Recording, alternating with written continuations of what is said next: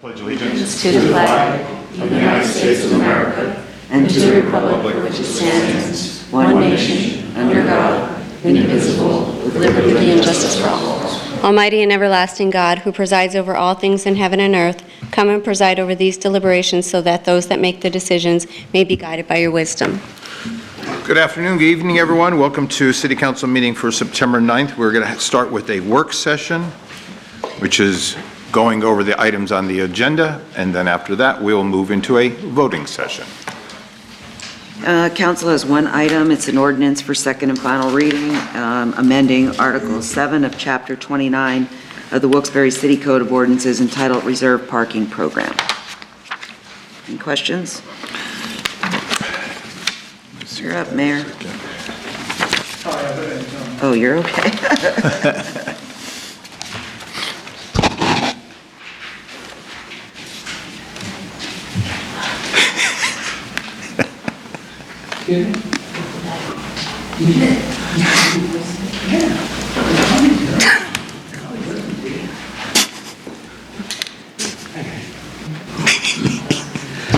Oh, God love me. Okay.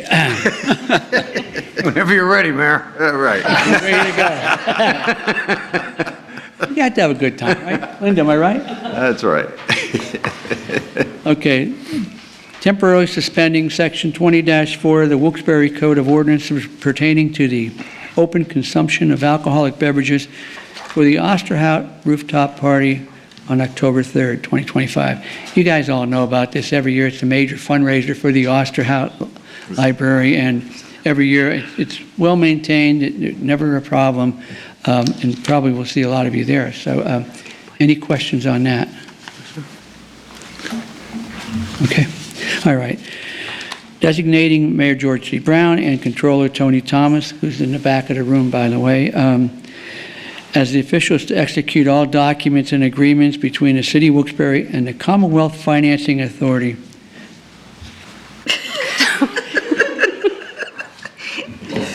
I'm good, continue. Like I'm at home. Oh, boy. Charlie, I hope Marianne doesn't hear that one. Anyway, to facilitate and assist in obtaining a Luzerne County local share assessment grant of $904,760, along with any and all project documents related to the City of Wilkes-Barre's Downtown Public Square Pathways Improvement Project, if the application is approved. You do have more information in your packet, and I think it's self-explanatory what this is going to be about, but it's well overdue, that enhancement. Okay? All right. Designated Mayor George Brown and Controller Tony Thomas as the officials to execute all documents and agreements between the City of Wilkes-Barre, Commonwealth Financing Authority to facilitate and assist in obtaining a Luzerne County local share assessment grant of $96,000, along with any and all other project documents related to the City of Wilkes-Barre's computer infrastructure upgrades project if the application is approved. Once again, you have all the information you need on the back of the docket. Next, the designating Mayor George C. Brown and Controller Tony Thomas as the officials to execute all documents and agreements between the City of Wilkes-Barre, Commonwealth Financing Authority, facilitate and assist in obtaining a local county share account assessment grant, $354,000, along with any and all other project documents related to the Luzerne County River Common Millennium Circle Improvements Project. And I think most of you know what this is about. There's archways along the river. This is going to actually light up those archways. Okay? Oh, wow. Nice. Yeah, it'll be very nice.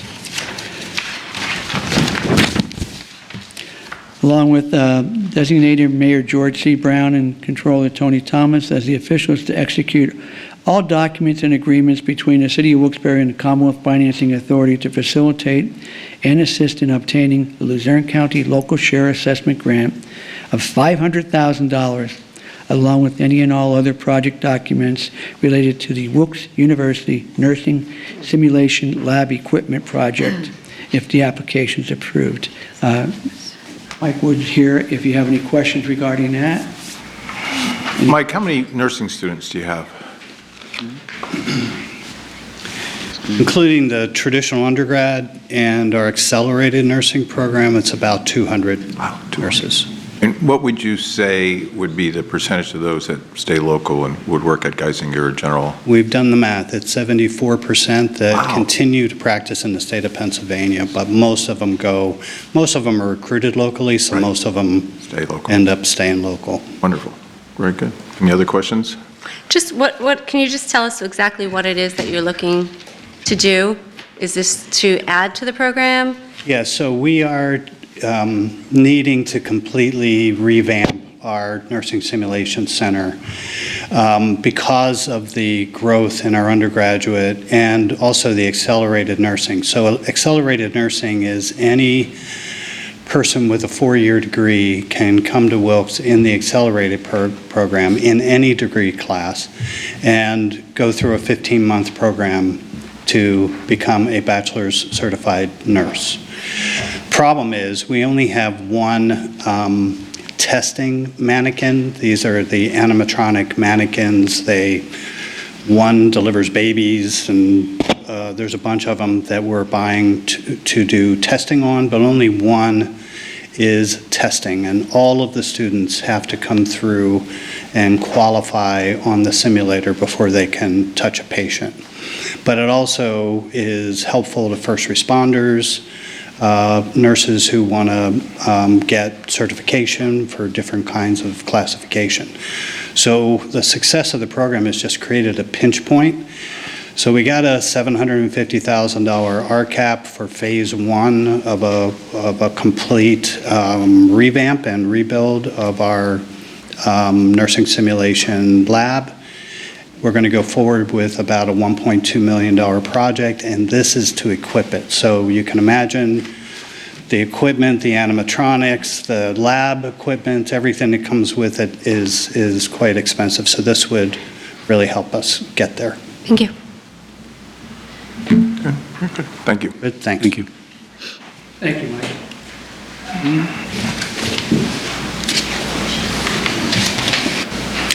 Next is designating Mayor George C. Brown and Controller Tony Thomas as the officials to execute all documents and agreements between the City of Wilkes-Barre and the Commonwealth Financing Authority to facilitate and assist in obtaining local county share assessment grant of $200,000, along with any and all other project documents related to the Allied Services Elevator Modernization Project.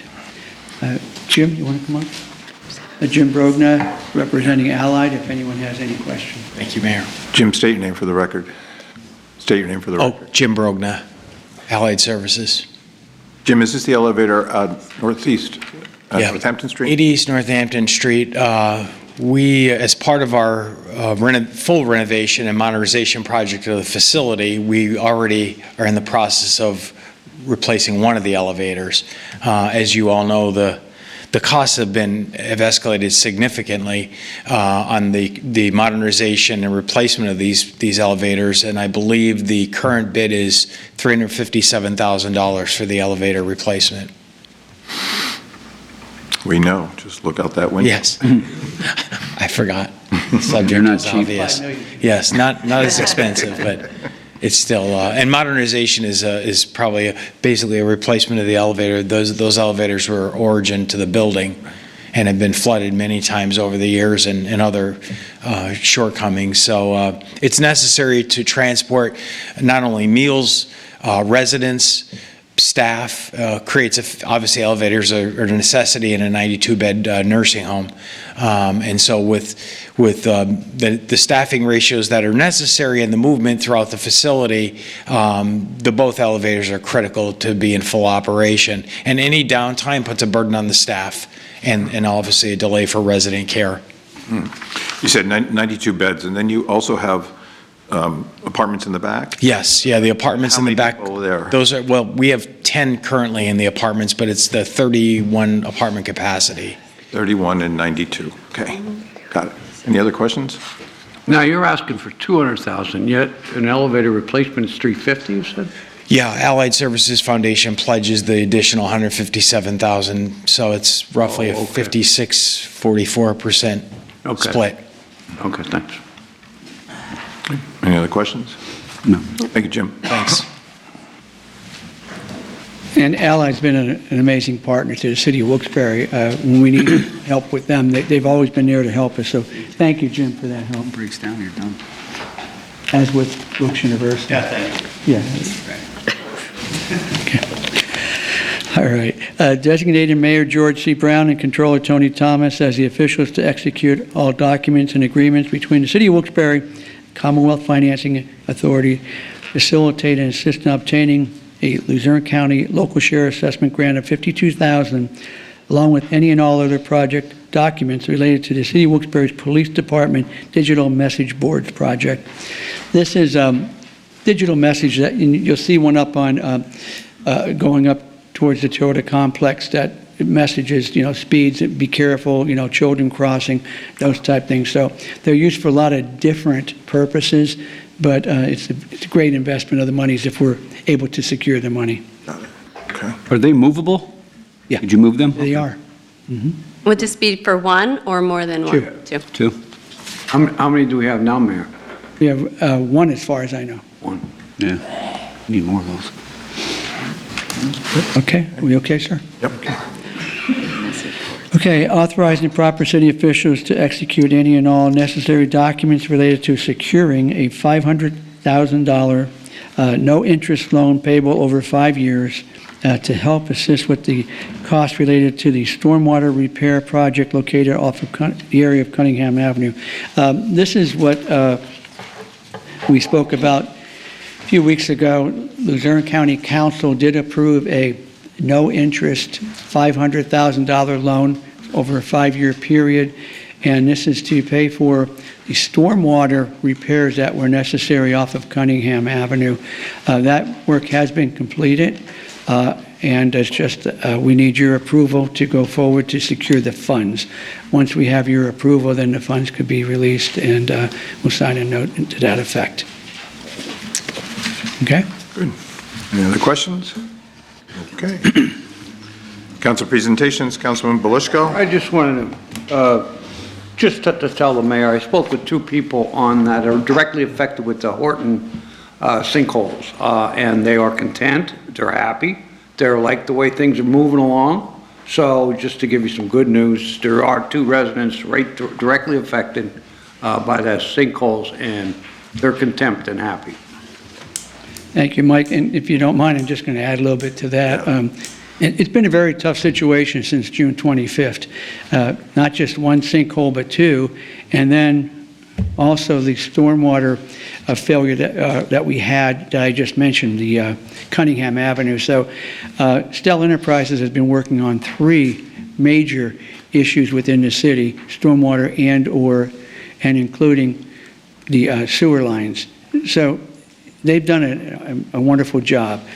There are people that have been inconvenienced, but I think everyone's done a great job. PennDOT has done a great job. Stell Gas Water Companies are finishing up their work. Yeah. We'll be putting in a liner into the sewer lines in a certain section of Horton Street, not the entire section, but a certain section, and that should be complete. So we're looking at probably completion within 2 weeks, okay? Yeah. What will happen then is the 2 sinkholes will be paved over, curb to curb, and then that road should be opened up, okay? Right. Now, you're going to say, well, what about Hanover Street? Hanover Street's another road that runs parallel. Once we have Horton Street opened up, the water company will start working on running new lines on Hanover Street. The gas company was working there. You'll see a lot of paved cuts there. So once we open up Horton Street, water company will start working on Hanover Street, running new lines, and then that road will be paved. Okay, so that road will be completely paved. We're looking at probably around the November timeframe. This is already September, so looking at November, around Thanksgiving. Then Horton Street will be paved, but Horton Street is part of the Blackman Street, Horton Street area, which is a PennDOT road. Right. So PennDOT's responsible for paving that, not the city. But we've been assured that that Horton Street will be paved before the Blackman Street area. They've given that a priority so that the people live on Horton Street will also have a brand-new road in that area, but that won't happen until 2026. But Mike, especially in your district, those two streets will be repaired and will be fully paved. But Now, the water company will be paying for the Horton Street paving? Is that what you're saying? no, Horton Street is a PennDOT road. PennDOT will be paying for that. Okay. So, because it's a PennDOT road, we can't pave it. PennDOT will be paying for the paving of Blackman coming down the hill, which turns into Horton. Horton and Blackman will be getting paved by PennDOT. But I've asked PennDOT their cooperation in paving Horton Street section first because of what these people have been going through Right. that live on that street. So that'll be getting paved before Blackman Street will get paved. Good, good. Okay. Thank you, Mayor. Mike, Thank you. I thank you for your comments there. Okay, Councilman Marin. Yes, I got a call from the principal at Heights Elementary yesterday, and I've been complaining as well about the lack of crosswalks being repainted. They seem like there's one on Rose Lane in South Grant that there's none there anymore. There has been road work done there in the past, but nothing has been repainted. So I was wondering if we can get some of those repainted. We can look into that. Okay. And also, this is for Jess, Neoki's, there's a shopping cart. Yeah, you saw that? And then there's graffiti on an electrical box. Yep, saw that too. Okay. Yeah, What did you just say? going up to the Okie, it's called the Okies. It's the road going to the new high school.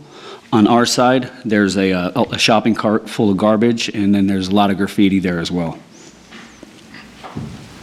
Okay. Okay, yeah, that's all I have. Hi. Councilwoman McClay. Just a few things. So since Bill's not here, I'm going to bring up the pave cut on Scott Street. It is a utility cut again, and it's sinking in. So I know I bring this up all the time. The utility cuts are horrible in this city. We don't get them repaired properly. Winter's coming. It's going to be a big hole. So it's on Scott Street right after Pearl Street. It's huge. It just keeps getting worse. Does it look like they put a coat They put a on it, temporary. and then that coat had sunk? Yeah, and it's the whole half of the street too. So they just filled it in and they didn't fill it in properly. There's like no tar around it, and now it's Yeah, sinking. There's two parts to that process. Councilwoman, when they do a pave cut, they put the first layer in and they let that settle before they put the actual top coat on it. So if you're saying that's really settling pretty deep, you can alert them of that fact. But basically, you'll see, Mike, along Barney Street, the gas company put a lot of new shutoffs on Barney Street in case there's a problem on Horton, they could turn it off there. They put that substrate down first, let that settle, then they come up with the top part with the tar around. So that's probably what you're seeing. Yeah, We'll check into it. It's been a couple of weeks. I believe it's the water company, but I did check our ordinance. Our ordinance states that if they do a pave cut, they're supposed to pave it from curb to curb. So are we not enforcing that when they do a pave cut? Or is that something that is outdated in our ordinance? Go ahead, Charles. That's a size-driven issue there. Just not all of it, though. I see them going. Bill, shh. That's a size issue. Sometimes it is curb to curb. The small ones, like on Barney Street, that's not a curb to curb. And our ordinance allows for a 30-day settling period, which is basically what's happening with these cuts. They settle down. Usually, you'll see when they're going to rehab them, these are coming from our house. They'll spray around, so that'll be the indicator. But we'll send somebody up to, if it's a really deep one right now, it's settled too much, we'll throw some paving. Yeah, because I have a car, and when I go through, I go really slow because it's steep. Sometimes they don't Yeah. put enough in. But Okay. that they will follow up. They've been following up all over the city with those type Good. of cuts. Okay. And then the weeds, the DPW cut the weeds along the railroad track in the spring, and they looked great. Now they are out of control. They're actually sticking out into the road on East Chestnut. I haven't been through that Biscottini Road, but I'm assuming that's probably the same. And then the lot on North Washington and East Chestnut, it used to be the old gas station, that is out of control. The weeds on the sidewalk are actually, you can't walk past the sidewalk. The weeds are that bad. I think I reported that a while ago. I'm sorry, what was that? North Washington and East Chestnut. Thank you. And my last one is the Balecki's lot. So I brought that up at last meeting. Somebody did come and cut around the for sale sign, but that's all that got cut, and the garbage was still left in there. They can see it. So there's garbage on the side, and now there's garbage inside on the Pennsylvania side. I mean, bags of garbage, and I believe there was a couch there as well. But it's still for sale. That's all I got. Thank you. I have a couple items. I'm glad to see, Charlie, that 28 West South Street's for sale, and he's cutting his grass all the time because now it's for sale. Imagine that. Right here at Franklin and Market, we have a continual problem where one of the metal circle discs constantly keeps sinking. It's sunk pretty deep now, so it's right, United Penn Bank, right on the corner. So if you're coming up Franklin Street and then you make the right on the Market, you'll go down. Just needs to be fixed again.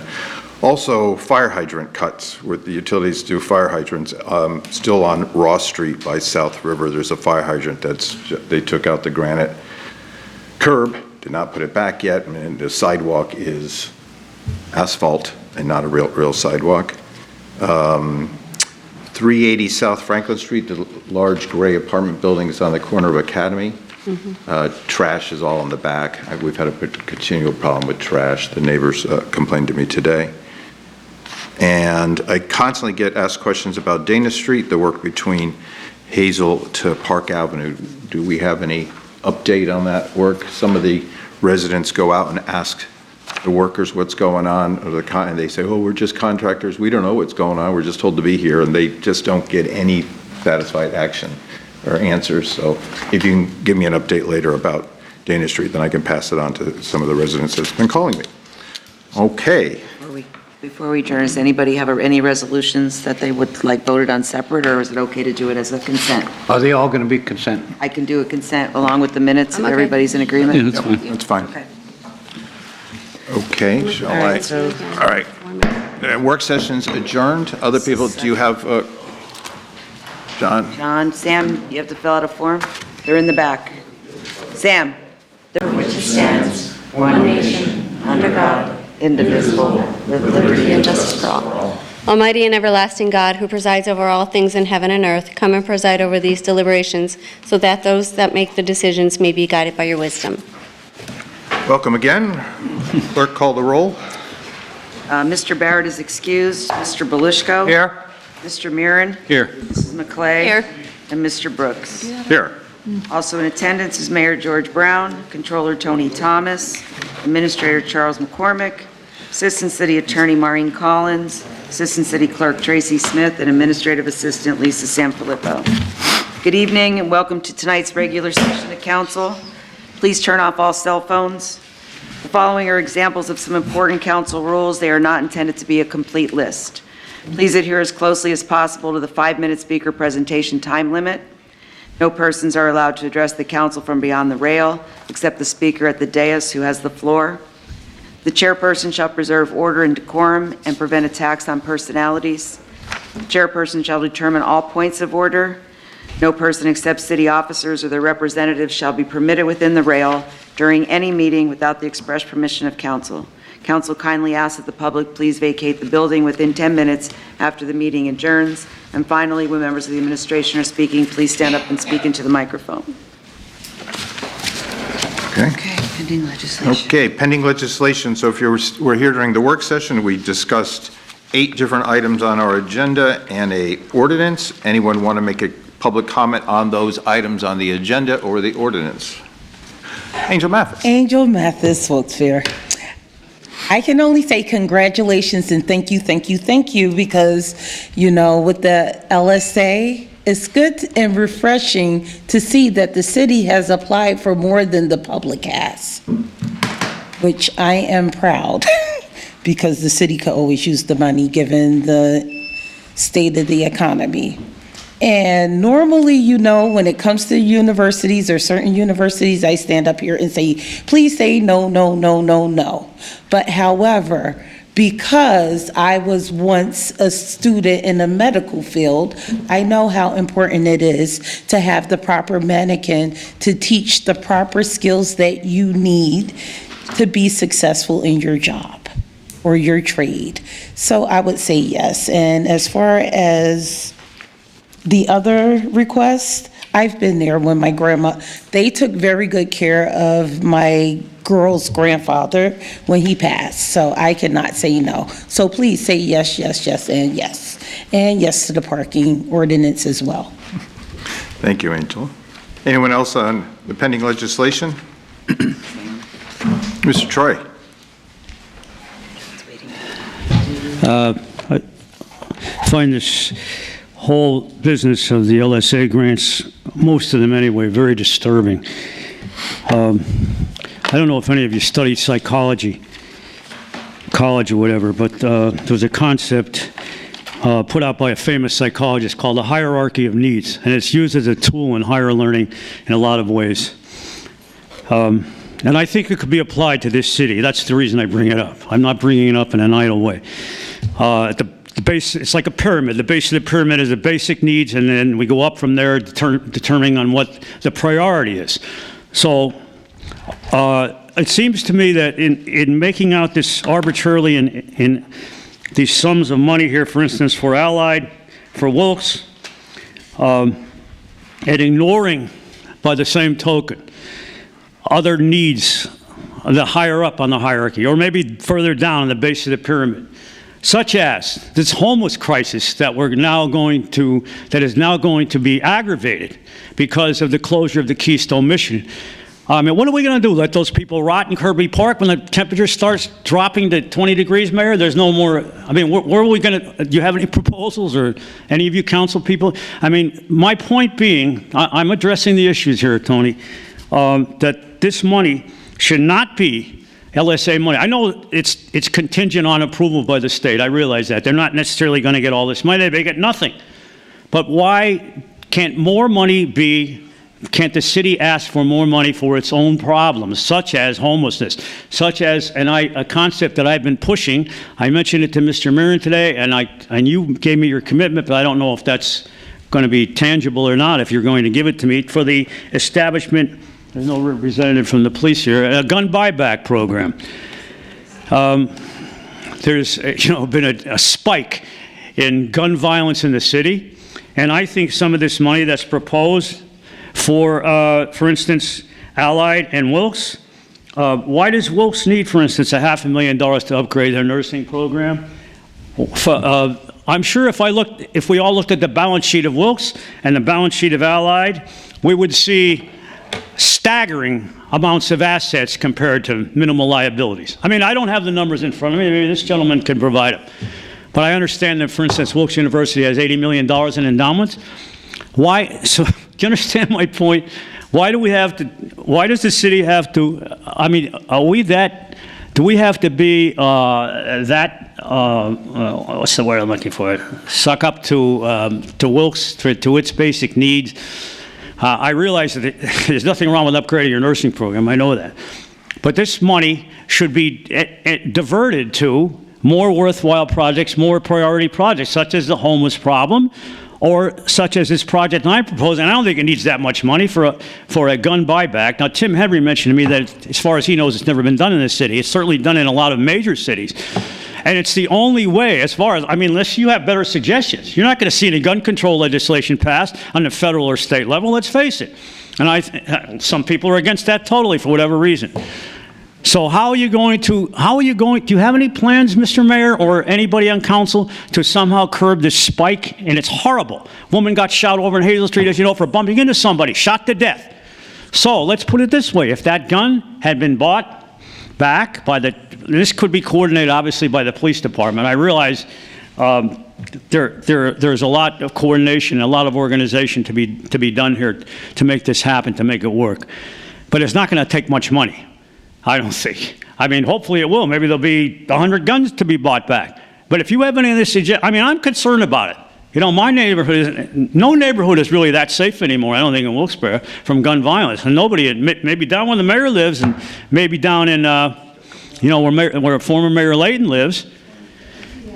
But also I'd like to ask if there's a possibility, with this $500,000 that the city's borrowing from the county, is it possible some of that's going to be diverted to the Horton Street project? I wasn't clear, of course, I couldn't hear everything the mayor said, but regarding the contribution of the city towards the payment, towards the financing of this project, I wonder how much money has been spent already to get this thing up and running, to get Horton Street straightened out. And I wonder if any of this $500,000 is going to be diverted towards that goal. But again, I plead with council to put these considerations on the back burner until the priorities are set straight. Because the city's got a lot of problems to reconcile, to resolve, that is, to iron out before we consider funding for Wilkes University and Allied. Thank you. So, Mr. Troy, of course, this is the first round of applications specifically related to the homeless. You know, there are 6 nonprofits that deal with the homeless in town. Every one of them is invited to apply. I have talked to some people in the food distribution of food to apply, but you know, the Kirby Family Shelter could apply, Ruth's Place can apply, Volunteers in America could apply, Keystone Mission, who still has 10 to 15 beds up on Cole Street, can still apply. So this is open to everyone to apply to the money in Harrisburg. Anyone else on pending legislation, the items on the agenda? John Duskowski. John Sahoski, Almond Lane. So there will be another round of LSA grants that we're going to apply. Like, there's going to be another voting round. Okay, thank you. Well, first thing, just by all of these that I see, I mean, I support the, I guess, the digital message board and the computer infrastructure, but from this round, it shows that nobody cares about the neighborhoods. Pretty much none of this money is leaving, you know, a few blocks from this building.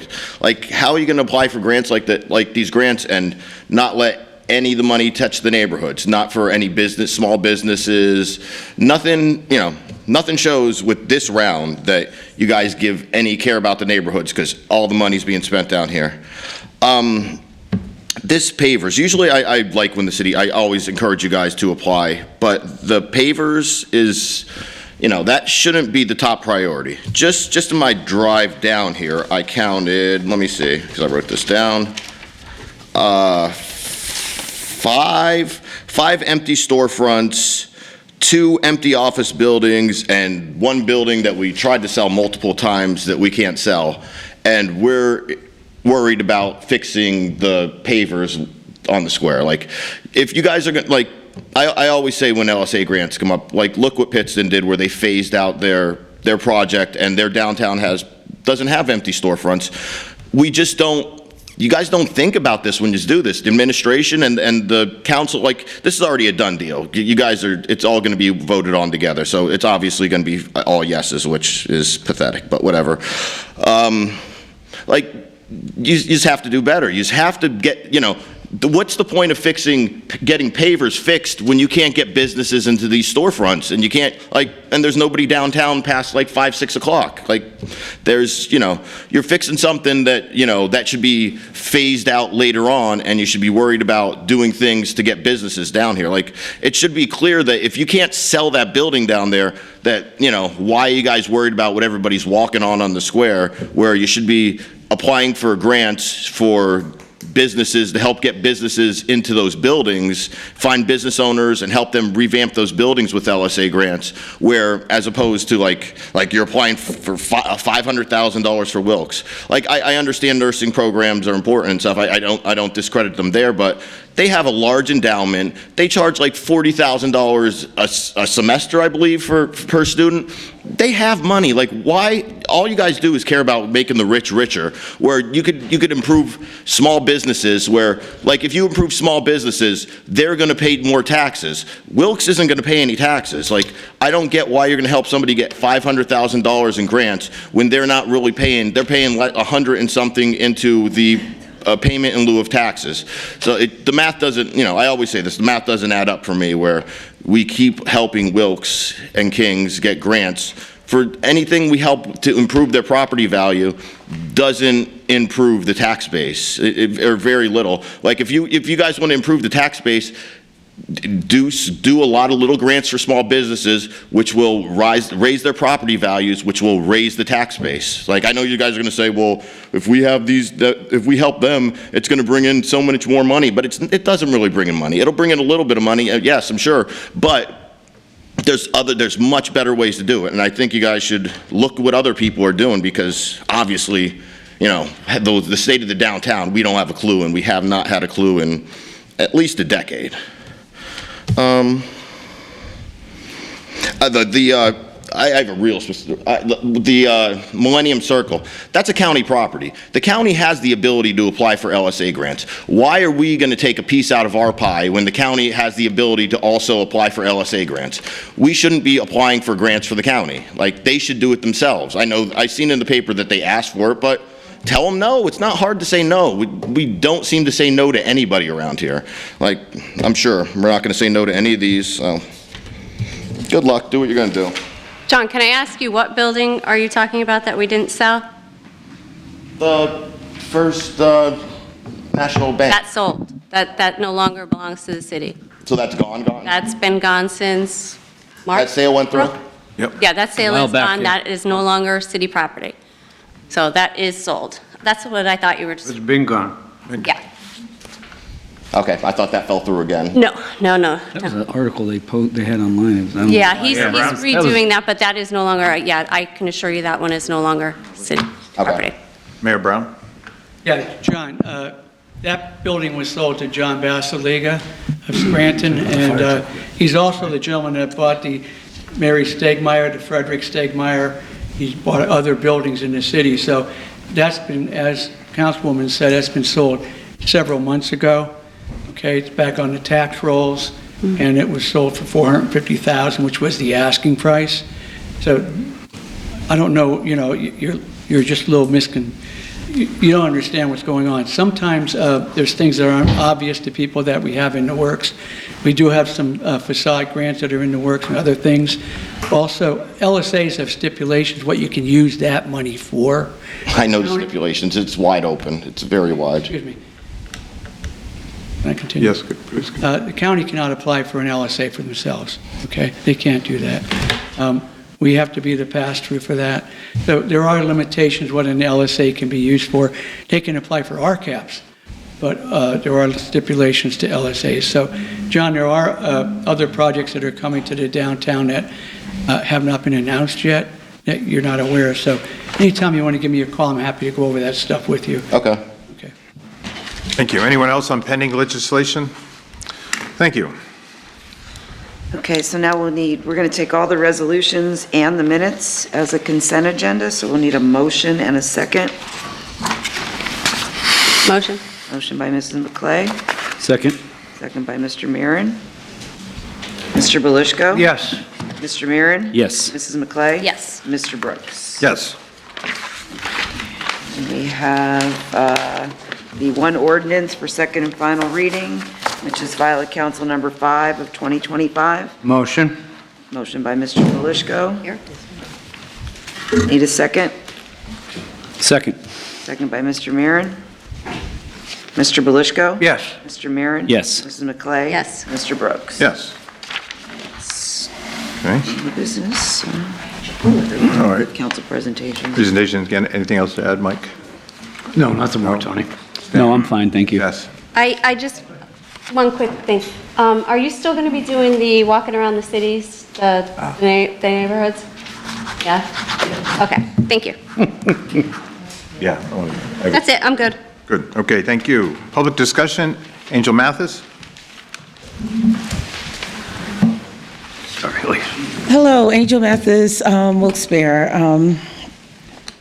As always, I get up and I ask the mayor, Trump cuts, where are we with the Trump cuts?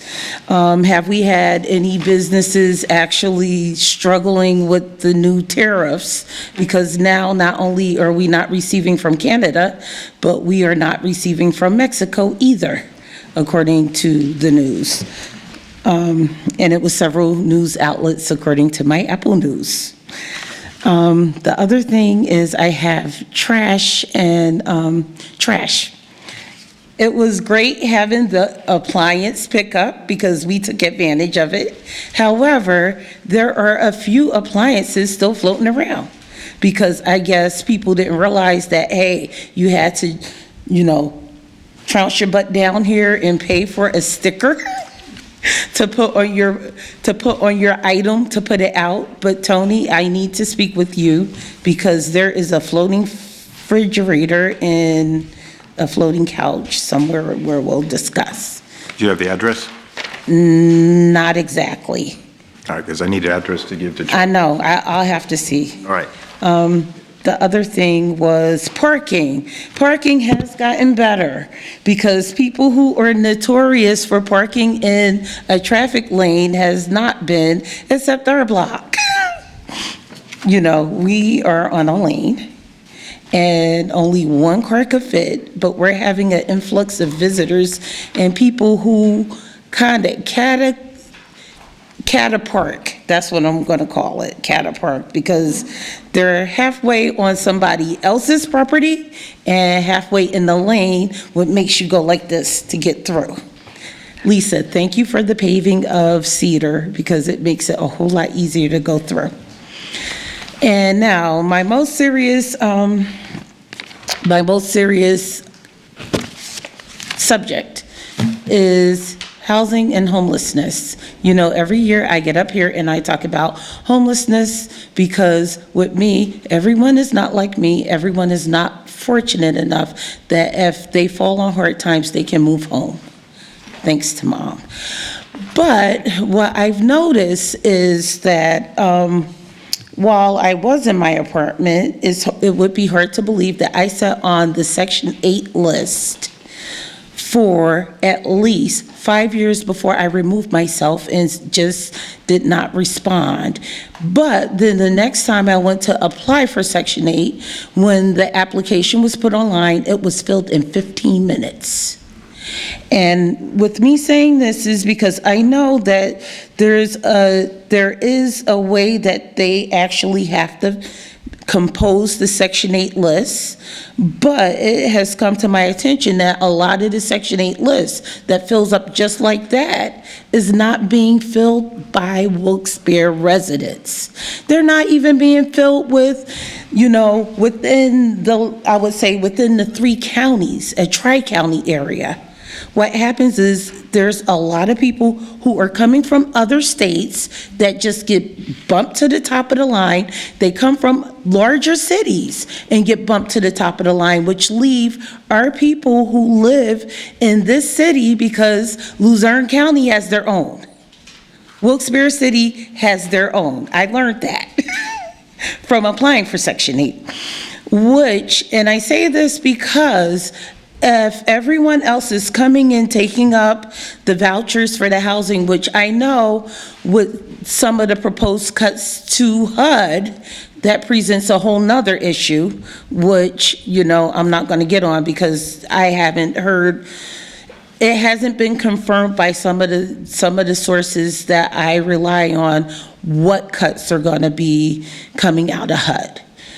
But we already have a homelessness problem here, and I understand that there is a guideline in, filling those lists, but is there a way we can do it where, the city of Wilkes-Barre and the residents of Wilkes-Barre can get a fair shake with that so they don't wind up homeless? So that is my time. And it's dwindling down, so I'm gonna leave it at that. Any comments? Yeah.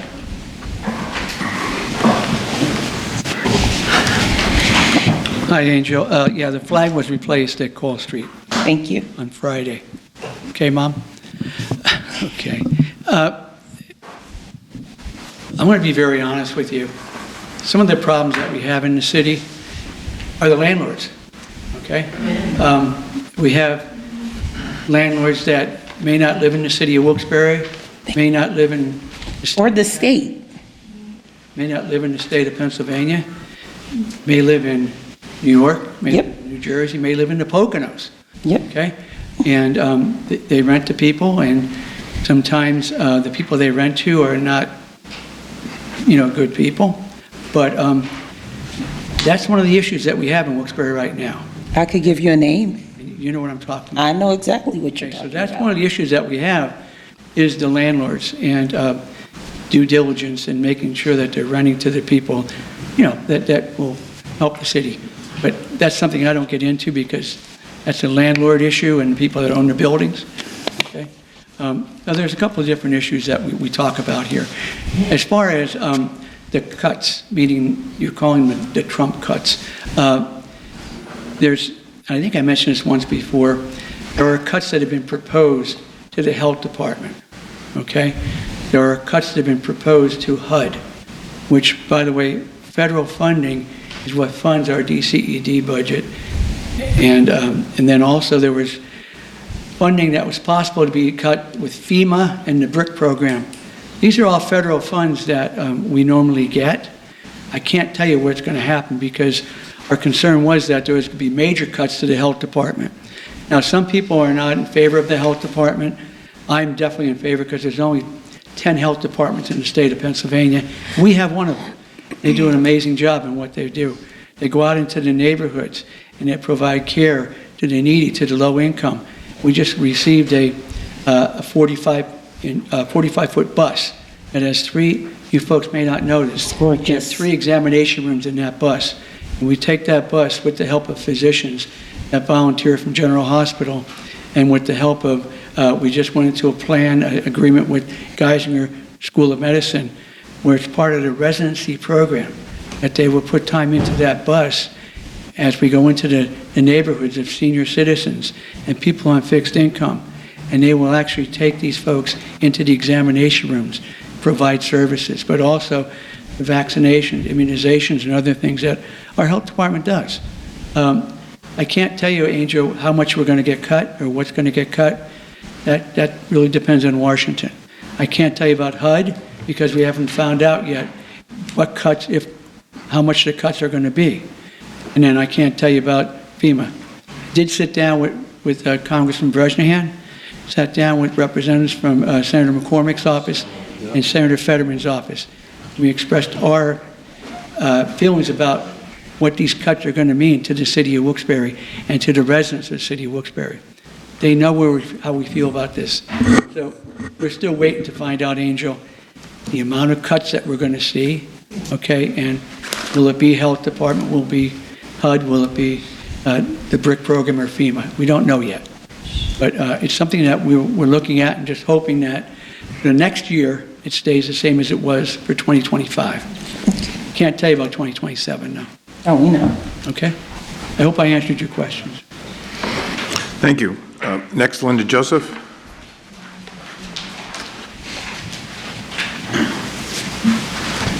Linda Joseph, Wilkes-Barre. Just looking for maybe some updates and some concerns that I'm seeing in Raleigh Mill Hill. What is happening at the former Stanton Lanes, now owned by Mount Zion Church? Last update was that it was supposed to be knocked down in July. It's now September, and it is still a major eyesore in that neighborhood. There is still graffiti on the building, but that's the least of its problems. How long are they allowed to let it continue to be like that? Several months ago, we were told here at a council meeting that a letter, which I believe was called Repair or Remove, was sent to the church indicating something had to be done with that property. Also on Stanton Street, there is now what is becoming another salvage yard, this time in the lot that runs on Stanton to Murray. All kinds of vehicles parked, as well as junk piled in the middle of the lot. The food truck on Stanton and Hazel does not appear to have a bathroom available to the public, as they do have a table for seating. Now, that is required by the ordinance passed by council recently. Now, they also put up pop-up tents and sell all kinds of items and clothes and things like that. I know that some of the responses from the administration are that in these kind of issues that it's private property, grandfathered in, or afraid to do anything about it because we may be taken to court. And I get it, to a point. But when does the appearance and perception of how our neighborhoods look become a priority? Also, the cars on the sidewalks are worse than ever, as well as parking cars in their front yards on the grass, or even putting gravel down to make a parking spot. I know that parking enforcement is responsible for giving tickets, but do the police officers, who cannot miss seeing these as they're driving around, also issue tickets if they see them on the sidewalks? There is already ordinances about parking on the sidewalk or in the front yard. So just some issues that I see in Rolling Mill Hill, not only in Rolling Mill Hill, but maybe some updates that we can see if anything is happening with any of that. Thank you.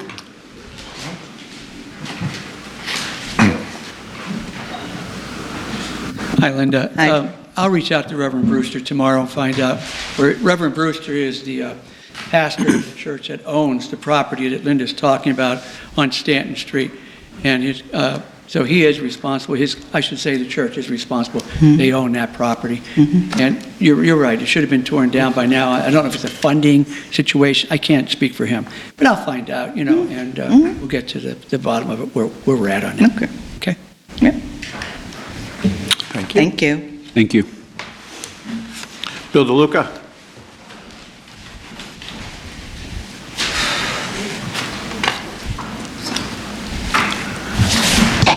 Bill DeLuca, Wilkes-Barre.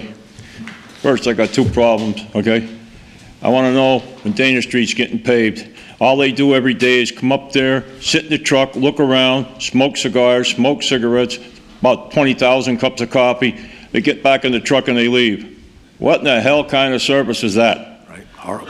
That street's been dug up now for 4.5 months, okay? We deserve to have that paved. Not next year.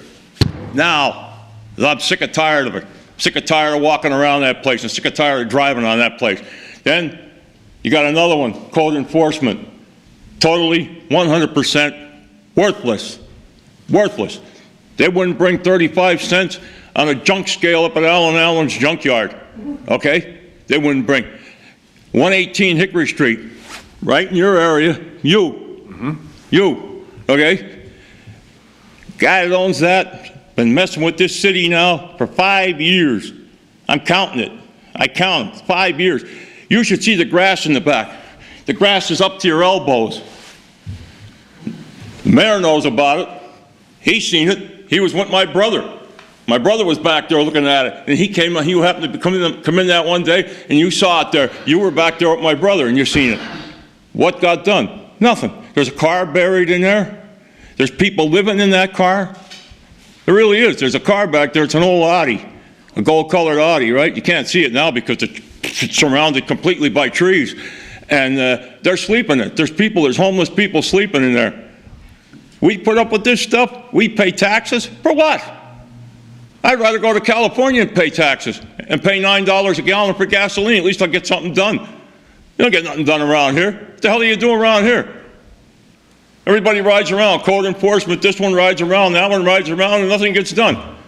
I talked to code enforcement, I must be a dozen times about 118 Hickory Street. All they do is look at it, get back in the car. What's going on with it? Well, I don't know. In other words, I'm supposed to answer, I'm supposed to ask the questions and get and give the answers too. I don't get paid for this stuff. You guys get paid for it. I don't get shit for it, excuse the expression, okay? So, all I can say is start earning your money and do something about it. Get these people off their butts and, do what you have to do. That 118 Hickory Street, that thing should be detonated, that thing. The roof was off the back of it. You must have seen that, Mayor. I've seen it. Okay? And yet we put up with it every day. Every day. We look down there, there is that house. The guy that owns it, I know who he is that owns it.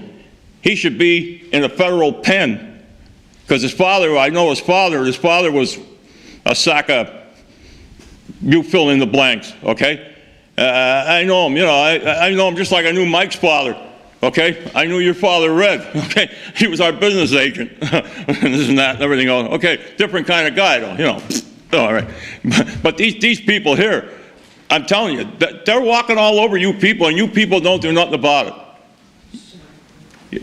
Just like the Kirby Health, or the Sterling parking lot over there. I still say someday there's going to be a gas station there or whatever, because when that moron that all of a sudden threw the Comets law firm out of there, and now he's doing that building, yeah, you know why he's doing that building? Because it's already hooked up with water, it's already hooked up with gas, it's already hooked up with lights. So you don't have to do nothing now. All he has to do is remodel it the way he wants it, and that's it. Over there, he'd have to start from scratch. He'd have to go like this and start from scratch.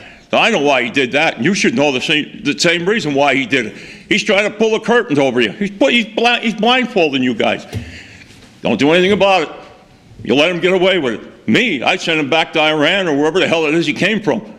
He's not an American citizen, I know that. He's just another foreigner to come in here and thinks he can do anything he wants. You guys let him walk all over you. You guys are the boss here. He ain't the boss, you're the boss. Do something about it. But up to me, I drive him right to Sing Sing tomorrow. That's where he belongs, in a federal pen with chickens. Or send him down there to alligator land in Florida. That'd be better yet than this way a gator would get him. That's all I have to say. So you heard me ask for an update on Dana Street. You know, I was really upset about, did you see they put no parking signs and did nothing for 3 weeks, but they had all those no parking signs? Oh, well, that's another thing. Thanks for reminding me about that, yeah. The utilities are just running all over us. So I know the mayor has had the utilities in his office many times. We've had them at the neighborhood association. I think it was only the water company that was very responsive to 14 complaints we had, and they fixed them within a week. 118, Bill, you know, we reported this so many times. Oh, that's a rerun that's been shown 1,000 times already. I know, but we keep on reporting it, and I'll talk to Charlie about it Can anybody locate this clown? Does anybody know? I know what he looks like and everything, but I don't know where he lives. It's not around here, I can tell you that. He don't live around here. He's probably coming from, well, who knows? I don't know. Maybe he lives in upstate New York. But the car he drives is registered in Pennsylvania. So he must live in Pennsylvania here somewhere, unless it's I don't know, a rental car maybe or something. I don't know, but I know he doesn't live here. Right. Yeah. So Charlie said he was going to give me an update on Dana Street, and I'll give you a call about it, Bill. All right, thanks. I appreciate it very much, because I can't believe, when they did our street, Hickory Street, in 2022, they did it, came back, but it was paved within a reasonable time. It was close. It was like one of them real close things, but they came back and they did everything they had to do. They paved it, and there was no problem. This up here is only from Hazel Street to Park Avenue. Got it. Thank you, Bill. All right, thanks. Liz Perella?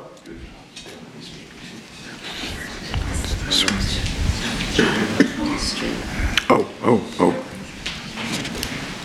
Yes, that's right. Hello, I will not need tissues today. So, thank you. Liz Perella, I live on North Washington Street in Wilkes-Barre. First of all, I would like to thank the Health Department and Roxanne Bush for their efforts to clean up and correct the health and safety issues at that property across the street from me. So health and safety issues, so far, check. I talked to Roxanne afterward, and I said I don't know how she does it. She did a complete walkthrough of that place, and the mountain of trash that was brought out was unbelievable, but it was brought out. And for 2 weeks, they haven't had a stitch of anything outside, so that's great. I don't care who lives there, I just don't need to know all the time that they're there. So I appreciate that tremendously. I do have a question, and you may not be the group to answer that, but for a rental property, is the lessee, the person whose name is on the lease, is that person required to reside in the apartment or place that they're leasing? I'm just curious about that. I think so. I think one sounds logical. Typically, yes. Yeah. I would think so. Right. And again, I don't want to expound too much, but I think the last gentleman, and Mayor, you actually said too, the landlords really are, not all of them, but the landlords really are a huge issue. They are. They don't live here. They're not from here. They've probably never seen it. And I know we have laws in place. We just need the manpower and time to really enforce them. But I also want to thank Mayor Brown and Lieutenant Sheridan. Mayor Brown, you offered to have a meeting about what I discussed last week, and we were finally able to make our schedules work. So Lieutenant Sheridan was there as well, and I feel much better, and I feel heard about the issues.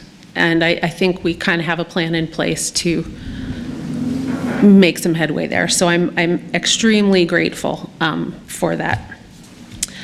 Let's see. Oh, one thing that was mentioned at the last meeting that I didn't know about, I probably would have if I started coming to meetings. You mentioned that there were grants at some point available to homeowners to do like exterior improvements on their properties. Is that something that will happen again? Is that something that's announced and you can apply for? So that was a question. Okay.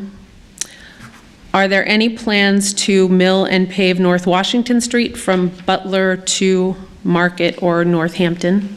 Because it is a minefield and we are coming up on winter and freeze-thaw cycle. And UDI was on Beaumont today digging big holes, so we'll see how that goes. And my last point is, earlier this year, the Zoning Department and the Planning Commission gave the okay to a company called Serenity Recovery House LLC for, and this is a quote from the article I read, an institutional 24-hour staffed halfway house / sober living facility for women at 429-431 North Main Street. I think it used to be a convent for St. John's Church. Mm-hmm. The managing member of that LLC also owns some properties on my block.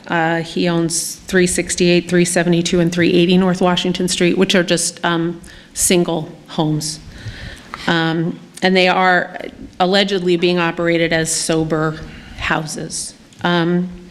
So I'm very happy to hear that the residents surrounding the one on North Main Street were given the opportunity to have input. And it was interesting because the article talked about how most people are like, oh, not in my backyard. And honestly, once they had the chance to vet their concerns, it seemed like people were behind it and supportive of it, which I think is awesome. Because I think I've never struggled with addiction. I know a lot of people do. We all have family that has, and I know my time is close. So I support their efforts to get clean. And I support the efforts of that LLC to help them get clean. My concern is that those 3 properties on North Washington that I mentioned, there's no 24-hour oversight, and there's no making sure they check in with their AA or their NA sponsors and training and get back into society kind of thing. There have been 2 heroin overdoses at one of them in the last maybe year and a half. And there's regularly alcohol consumption and pot smoking, which, I mean, if you're going from heroin to booze, I guess it's a good step in the right direction. But I work in mental health. It shouldn't be anything. Mm-hmm. So I'm just wondering if someone could maybe, if this is the right group or if there's someone else I should talk to. Let me make sure I understand you. So the 3 houses that you mentioned on North Washington Street and the sober house that was authorized on North Main Street, are you saying that those 3 houses are operating as a sober house as well without permission? I don't know that they're run by the Serenity, that LLC. But the guy owns it. But the managing member, I think that was the title he was given. His first name is Jeremy. Okay. Drives around in a big pickup truck with luxury floors on the side of it.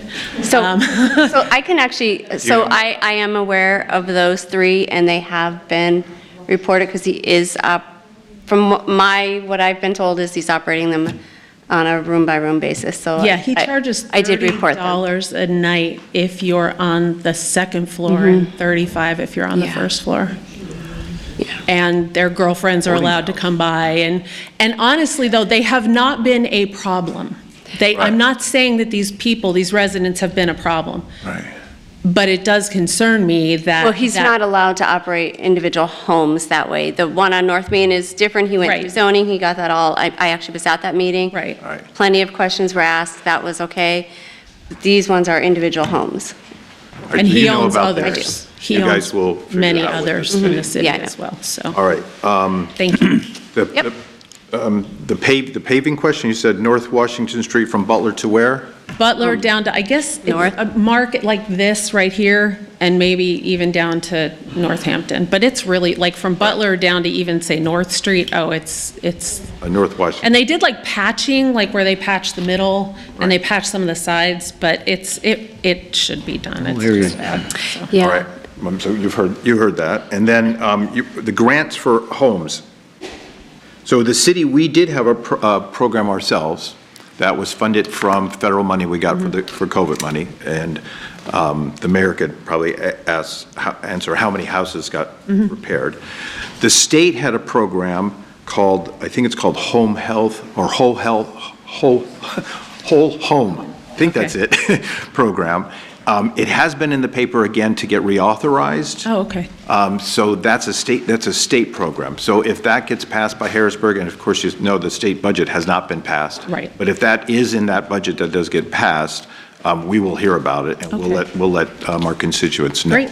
But that was, if I remember correctly, up to 50. It could have been up to 50,000. Ours was what, 7,500, right? Yeah, But Liz- I'll let you know when that one comes. Okay, great, thank you. Sorry, we had a program, we utilized ARPA funds, American Rescue Plan funds. Okay.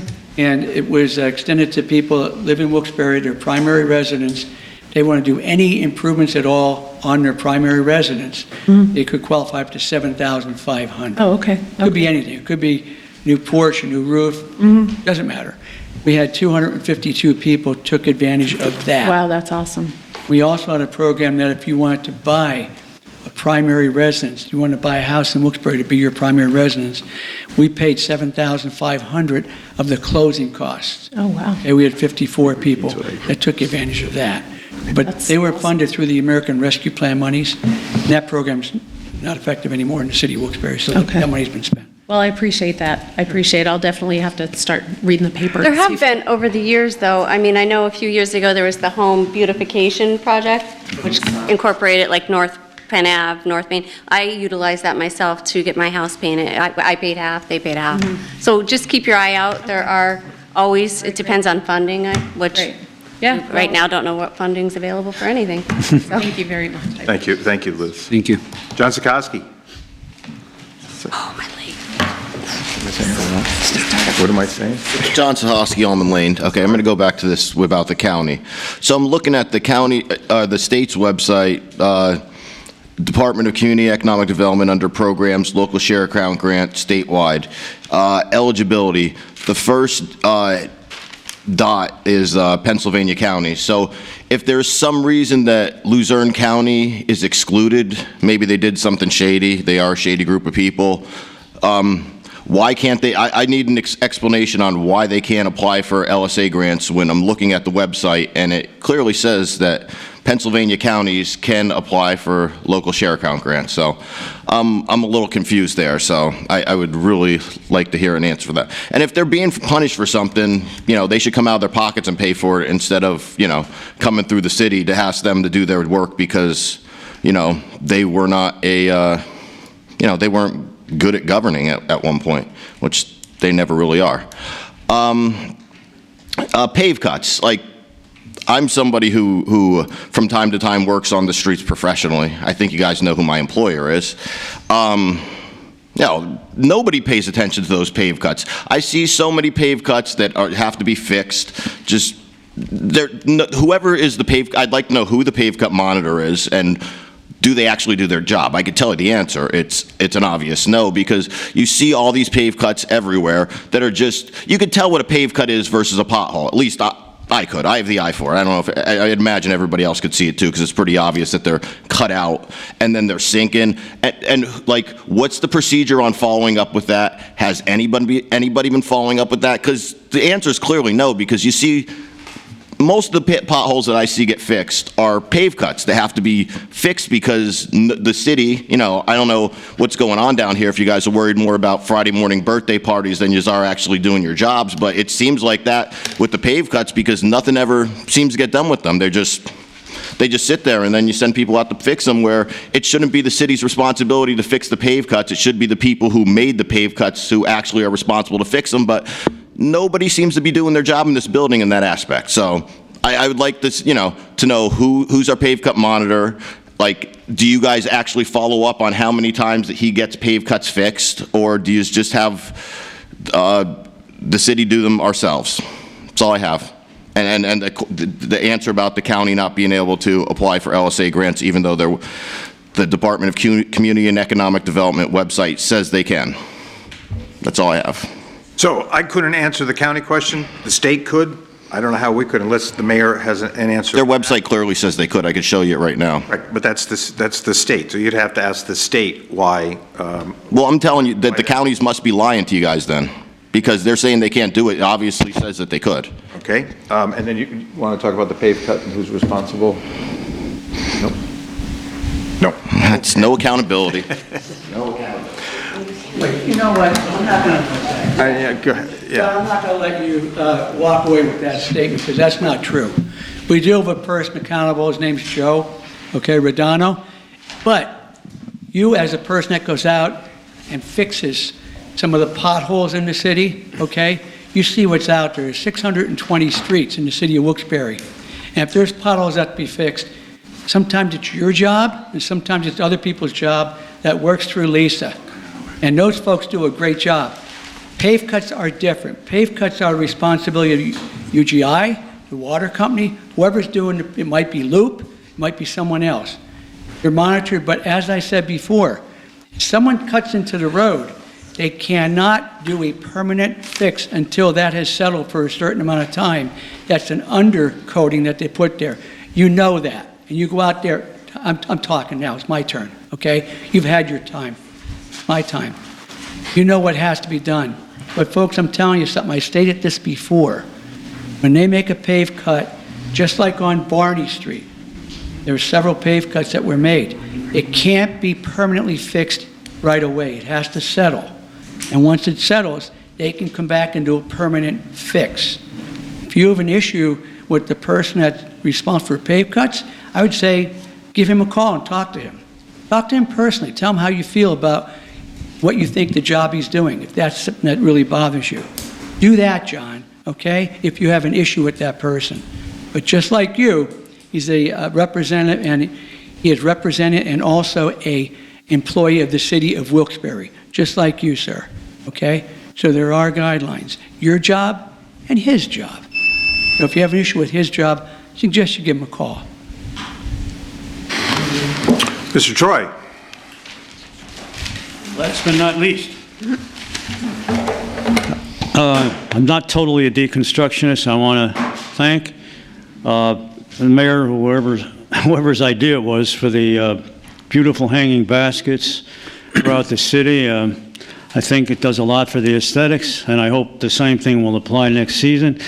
I also wanted to thank briefly Mr. Murn for getting on top or following through on a problem that I've had in my house in the Heights.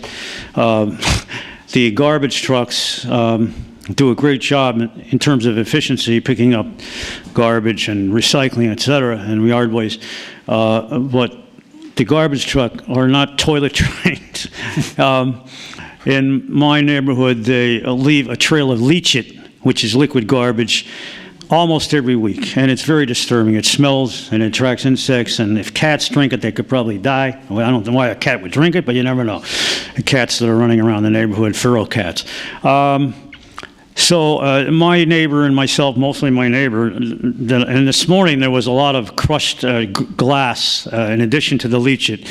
Leach-it trail was a little smaller. Dave Lewis is working on this, and I hope it can be resolved, and I appreciate Mr. Maron's efforts, and I hope eventually it will be resolved. It's very disturbing. But back to the nitty-gritty here, I would just like to say I didn't follow through when I talked about the agenda. If somebody can explain to me, maybe it was expressed, I didn't hear it, but why 900,000 on this pathways thing? Actually, who comes up with these arbitrary figures? Is it Dave Barry? Is it the mayor? And there's just an example there, a flagrant example of I think, priorities, that misguiding of priorities. At 900,000, instead of asking, is that pathways thing so critical, Mayor? I mean, I don't. Is it supposed to bring more tourists to the area? I don't know exactly what the specifics are there. Maybe you can enlighten us. But why can't, let's say, a chunk of that money can apply for a chunk of money for, as I've been trying to advocate, a community swimming pool for God knows how many years and gets nowhere. Possibly, a community rec center like Kingston has, a community that's way smaller than Wilkes-Barre, to be put on the Sterling site. Now, I understand the Sterling site, that's another tough question here. And Mr. Stilla is asking double the price he paid for it. He's trying to sell it. And I know that he has, basically, I hate to use the expression, Mayor, but he has the city over a barrel, right? We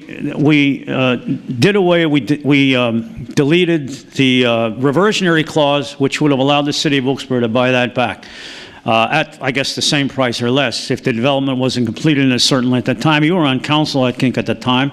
That reversion, or were you mayor? Why was that reversionary clause done away with?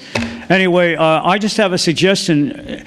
Maybe you could apply, maybe Mr. Pashinsky has some answers that the city can apply. All right, so the city will have to pay maybe double the money the price it was sold as, is 1.2 million. Maybe it could be negotiated down. Why can't the city buy that back and put something up there that all the citizens can use and appreciate, like a recreational center or, God forbid, an arts center?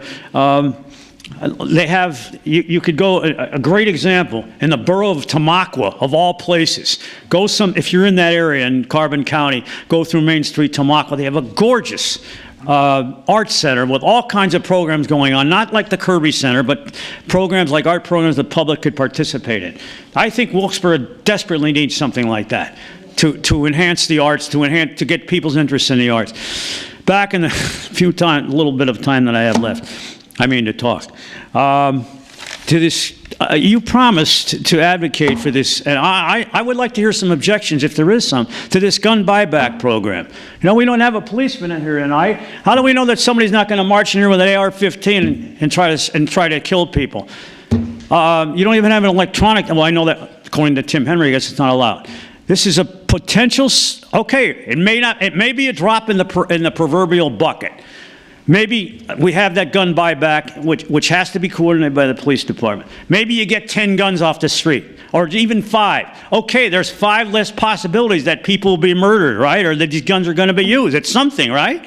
I mean, if you have an objection to this, Mayor, or somebody on council, please express it. If not, maybe come through and explain how this could be coordinated, what the logistics are. You promised you were going to back it, and I don't hear you talking about it. Can we at least have some sort of motion that council could look into this? That's all I have to say. Thank you. Yes. What do you think, Mayor?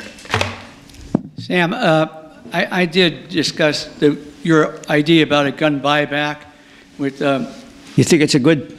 let me get there. First of all, it would be costly, but secondly, the bad people are not going to sell guns back to us. The people that are committing crimes with guns are not going to come over to the police station and say, here's a gun that I used in a robbery, I want to sell it back to you. The bad people are not going to sell back guns.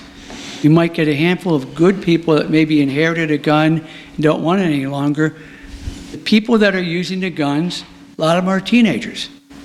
A lot of people that you see that are getting arrested for some of these crimes are teenagers.